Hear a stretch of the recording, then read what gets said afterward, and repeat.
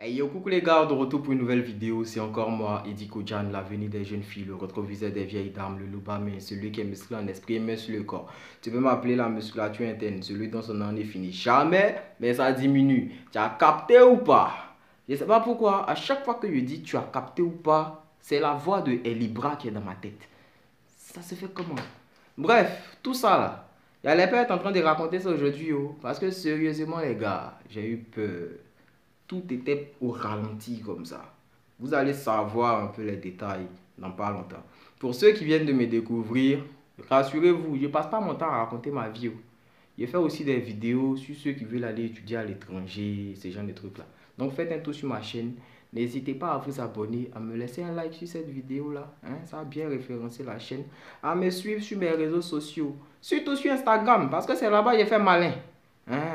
Voilà. Et puis on rentre dans le vif du sujet après le générique. Merci.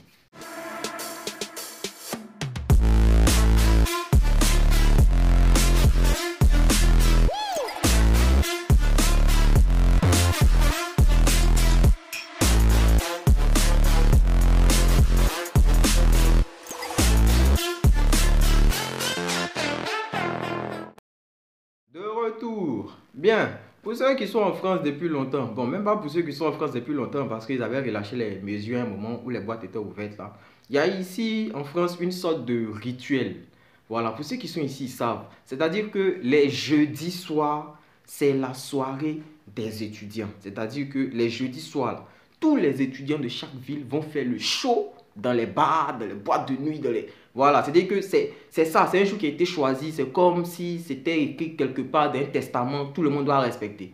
Donc le jeudi soir ici, c'est le show des étudiants, les soirées étudiantes. Et parlant de ça, il y a un truc même, je ne comprends pas comment ils arrivent à faire. C'est-à-dire que jeudi soir, tu vas en boîte avec ton pote français, vous partez à 22 h, vous deux, vous quittez la boîte à 5 h. Sachant que le lendemain, vous avez quoi? À 8 h, vous deux, vous rentrez à 5 h. À 8 h, vous venez au cours. Le vendredi, vous avez cours de 8 h à 16 h. Vous arrivez au cours à 8 h. Pendant que toi, tu bailles, tu luttes pour ne pas dormir. Ton pote français, lui, il est hyper concentré. Je dis, mais comment ils arrivent à faire ça même? J'arrive toujours pas à comprendre. Mais pour rentrer même dans le vif du sujet, c'était un jeudi soir comme tous les autres. J'étais en pleine dépression. Une dépression vraiment très avancée. Parce que qui m'avait donné l'envie même d'aller me jeter sur la route du tram. Pour finir avec ça. Donc... Vous voyez que c'était une dépression très avancée. Je vais vous raconter après qu'est-ce qui a provoqué ça dans une autre vidéo. Mais la dépression en France est réelle. Donc mes potes à moi, vu qu'ils ont vu que Eddie c'est toujours le gars qui est en train de motiver les gens et tout. Mais là on sent que ça va pas trop. Comme s'il y a un truc qui va pas d'une manière. Ils m'ont proposé de sortir. Et bien évidemment moi j'avais pas l'envie. Voilà, mais ils m'ont chauffé. Donc le jeudi soir ils sont venus me chercher. On est parti à 23 h. Et quand tu vas là, souvent il y a... C'est pour rentrer dans la boîte de nuit là. Souvent il y a un rang. Tu arrives à 22 h, tu rentres à 1 h dans la boîte. Tellement qu'il y a le rang. Ils aiment chaud. Donc comme nous on n'aime pas trop les histoires de rang, quand nous on s'en va, on réserve toujours. Donc on fait des réservations VIP. Donc quand on arrive, on a notre espace qui est là-bas, les vraies boissons. On fait pas rang, on passe devant tout le monde. Des trucs quoi. Donc à 23 h, mes potes sont venus. On a pris la voiture. On est parti. Juste à côté de la boîte là, il y a un supermarché Lidl. C'est sur le parking là qu'on a garé quoi. C'est pas loin de la boîte, on a garé sur le parking. Et on est rentré dans la boîte, on était bien fringués et tout. Donc dans l'espace VIP où on était là, il y avait d'autres Renois dans l'espace VIP avec nous.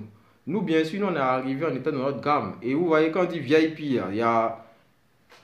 C'est vraiment VIP quoi. C'est-à-dire que c'est les vraies boissons. Quand vous envoie les boissons, il y a les sortes de... C'est pas, c'est du feu d'artifice dessus. En tout cas, quand vous envoie boissons là, tout le monde vous regarde. Donc, ça fait qu'il y a aussi les regards des filles qui se sont tournées vers l'espace VIP. Mais moi, avec mes potes, on était serein. Il y a des gars aussi qui étaient dans le carré VIP, c'était des Renois. Eux, ils sont allés pécho. Ils sont allés chercher femmes, ils sont allés chercher go. Donc, ils ont quitté l'espace VIP tranquillement pour aller se mélanger à tout le monde. Et ils ont pécho la go, même pas, ils ont pécho deux go. La go d'un rebeu et la go d'un gars, je crois que lui, il est italien. Donc, nous, on n'avait pas suivi la scène. On n'avait pas bien suivi la scène, mais on a vu qu'il y avait des embrouilles. Voilà. On a vu qu'il y avait des embrouilles, donc on les a fait sortir carrément. Ils sont allés régler leurs embrouilles là dehors. Nous, on ne sait pas ce qui s'est passé. Nous, on ne sait pas. Non, on a fait notre show et tout. Maintenant, il était l'heure de rentrer. Voilà, il était l'heure de rentrer. Donc, Je crois qu'il était 4 heures et quelques. Donc on sort de la boîte à 4 heures. On va sur le parking où on a laissé la voiture. Et vu qu'on ne voulait pas faire le grand tour, on a voulu sauter la clôture. Et sur le parking là, il y avait le rebeu en question dont ils ont cherché la meuf. Et l'italien, déjà l'italien et le rebeu, en fait, les deux se connaissent. Ils sont venus avec une même voiture. Et les deux filles qui ont été chopées dans la boîte de nuit étaient aussi dans la voiture avec eux. Et en général, ceux-là, je sais pas, ça vous fait bizarre. Mais pour ceux qui n'ont pas l'habitude de côtoyer les Renois, ils trouvent que nous tous on se ressemble. C'est un peu de la manière dont on voit les Asiatiques là. Vous voyez. Donc, nous, on voulait sauter la clôture tranquille pour aller prendre la voiture pour ne pas faire de grands tours. Donc, quand on voulait sauter la clôture, on a vu que les filles là, elles étaient un peu agitées. Quand elles nous ont vu venir, elles ont dit non, les mecs n'approchez pas, non, les mecs n'approchez pas et tout. Bon, nous-mêmes, on ne savait pas ce qui s'est passé. On ne savait pas, donc on ne sait pas pourquoi on ne va pas approcher, vu qu'il y a notre voiture qui est garée sur le parking. Donc, on saute carrément on veut sauter le truc, et puis on voit le rebeu là. Il dit, ah bon, vous revenez encore et tout, que attendez-moi là, vous allez voir. Donc, on voit le rebeu, il part dans sa voiture, il fait sortir un truc, c'est dans une sorte de, je ne sais pas s'il va dire de pochette, vous voyez, c'est une sorte de pochette. Et quand il enlève sa main de la pochette là, c'est une arme à feu qui est là. Et dès qu'il a fait sortir, il a chargé. Hein, les gars, à cet instant-là, je vous dis, c'est comme si le monde là, c'était en ralenti. Parce que je vous dis que j'ai pu voir tous les détails de son arme. C'est-à-dire que c'est comme si j'avais pris mon temps pour regarder l'arme là de fond en comble pour savoir comment ça est. Même les rayures, les gars, j'ai pu voir tout. C'est-à-dire que c'est comme si le monde là, c'était en ralenti. Donc le rebeu en question, il nous a confondus avec les Renois qui ont cherché sa go dans la boîte de nuit. Voilà. Donc, il a dégainé son arme, il a chargé. J'étais avec mon pote, lui il était sur la clôture. Moi je m'apprêtais à monter sur la clôture quand le gars a dégainé. Et l'espace où on a garé la voiture, je connais bien parce que juste en face il y a de l'eau. Et moi j'ai l'habitude d'aller faire la pêche là-bas. Donc quand il a chargé son arme, quand j'ai vu l'arme, ma première réaction ça a été de me diriger vers l'eau. Donc direct dans l'eau, pouf! Mon pote qui était sur la clôture, là, il a taillé aussi. Là, on est là, maintenant, on est dispersé. Mais moi, en fait, moi, j'étais un peu plus proche. Parce que si le gars, il sortait, qu'il traversait la route, il était avec moi, quoi. Parce que moi, j'étais du côté du côté de l'eau, pardon. Voilà, donc j'étais là, j'avais hyper peur, hyper même. Et le gars, en fait, il était saoul. Il n'était pas lucide. Donc, il aurait pu faire du n'importe quoi juste parce qu'il nous a confondus avec quelqu'un d'autre. Et ça encore, ça allait être irréversible, quoi, parce qu'il pouvait tuer quelqu'un. Et je ne suis pas sûr que ça allait aller quelque part. Parce que, bon, ici, comme c'est quand, ça peut aller quelque part. Mais à Paris, là, il y a toujours des Renois qui se font agresser, ça va nulle part, quoi, tu vois. Voilà. Donc, moi, j'ai taillé du côté de l'eau. Mon pote, il a fui carrément. Donc, moi, vu que moi, j'étais un peu proche, je leur ai dit, mais non, nous, on a garé notre voiture, que c'est pas nous. On a garé notre voiture sur le parking et tout. Nous, on veut juste récupérer notre voiture. Que essayer de bien remarquer, on n'a pas porté les mêmes fringues et tout et tout. Donc, de loin, j'ai essayé un peu d'expliquer et tout. Et puis, mon pote qui était là-bas, lui, il a fait sortir sa clé de voiture, il a montré. Et puis, il dit, regardez les gars, je vais appuyer, vous allez voir qu'on est vraiment garé là. Donc, il a appuyé sur la télécommande de sa voiture. La voiture s'est allumée. Donc, là, ils ont vu que, effectivement, on était sur le parking. Ils nous ont dit, ah les gars, désolé et tout, vous pouvez venir récupérer votre voiture et tout et tout. On a dit, ouf, de soulagement.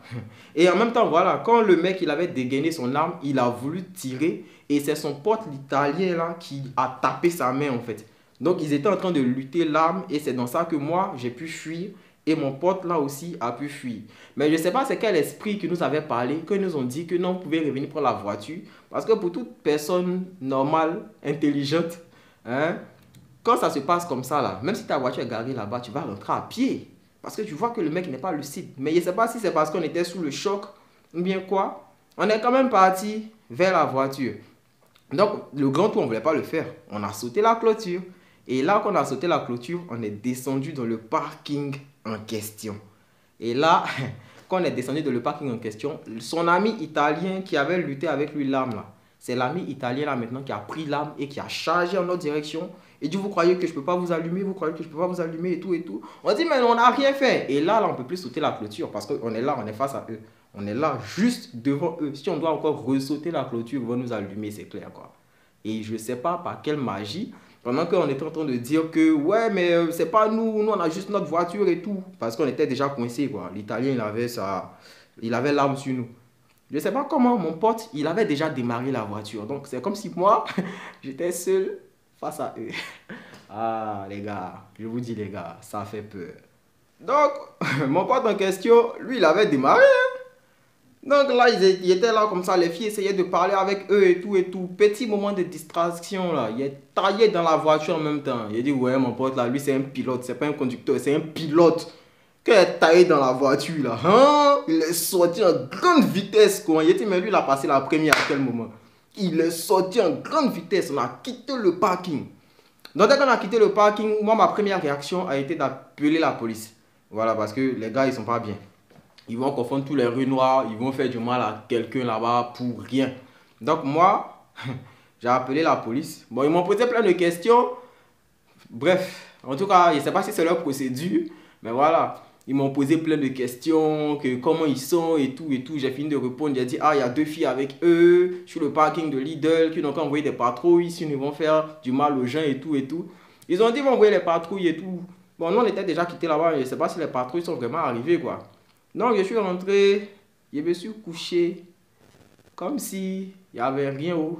Ma chérie, elle était en train de dormir là, les gens ils ne voulaient pas inquiéter du tout quoi. Donc je suis rentré comme si il n'y avait rien du tout. Je me suis couché, souhait, je ne lui ai pas parlé de ça jusqu'à... C'est après là, je ne sais pas par quelle magie, mon pote là, lui il a dit à sa copine qui est venue dire à ma copine et puis après bon. Bref, c'est long. Mais elle n'allait jamais savoir, en tout cas si ça tenait qu'à moi quoi. Voilà. Donc, je suis rentré le lendemain. La police m'appelle que oui, monsieur dit, venez porter plainte pour agression à l'arme à feu. J'ai dit, attendez, des gens qui sont à Caen, s'ils étaient bons dans des coins un peu comme Marseille, Paris, ils allaient comprendre parce que là-bas on a l'habitude de voir ça.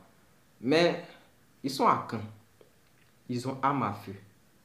Ils ont eu ça comment? Et moi j'étais face à eux avec mon pote. Donc c'est-à-dire qu'ils ont eu l'occasion, surtout le pote italien qui était un peu plus lucide, il a eu l'occasion de bien me remarquer. Voilà, il a eu l'occasion de bien me remarquer. Et vous m'appelez pour me dire d'aller porter plainte. Non, mais je suis désolé, je ne peux pas. Voilà, je lui ai dit non que je ne peux pas. Parce que imaginez, après ça, ça se termine au tribunal. Bon, je dois être là-bas, non? Pour pouvoir donner ma version des faits. Pour témoigner. Les gars en question, ils seront là. Leurs amis aussi seront là. Donc, à cause d'un petit truc de parking, leurs amis vont me remarquer et puis après, c'est moi qui va y avoir des problèmes. Il n'y a pas porté plainte. Là, vous voyez, à cause d'un truc de femme où on n'a rien fait, les gars allaient tirer sur nous pour rien. Donc, conseil, en France ici, là, il y a 2 choses à ne pas faire quand vous venez. Ne cherchez pas la femme des gens. Ça, c'est la première des choses. Et puis, n'ayez jamais de discours avec la police. Ça, c'est la deuxième des choses. Il va m'arrêter là. La prochaine fois, il va parler de ma dépression. J'ai envie d'en parler souvent, mais à un moment, il ne me sent pas trop prêt. Mais c'est bien sûr, le jour où il me sentirait bien prêt à en parler là. Il a fait une vidéo dessus. D'ici là, on s'attrape.